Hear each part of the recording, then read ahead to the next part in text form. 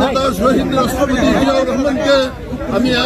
আশা করি, আমি দোয়া করি আমাদের প্রিয় নেতা শহীদ রাষ্ট্রপতি জিয়াউর রহমানকে পরম করুণাময় আল্লাহ তাআলা বেহেশতে নসিব করুক। একই সঙ্গে আমি আমাদের এই আগস্ট আন্দোলনে যারা শহীদ হয়েছেন তাদের আত্মার প্রতি, বিদেহী আত্মার প্রতি মাগফিরাত কামনা করছি এবং শোক সন্তপ্ত পরিবারের প্রতি সমবেদনা জ্ঞাপন করছি। আমি বিশ্বাস করি যেভাবে এই স্বৈরাচারকে আপনারা উৎখাত করেছেন, আগামী দিনে তারেক রহমানের নেতৃত্বে আমরা নূতন বাংলাদেশ গড়ার প্রত্যয়ে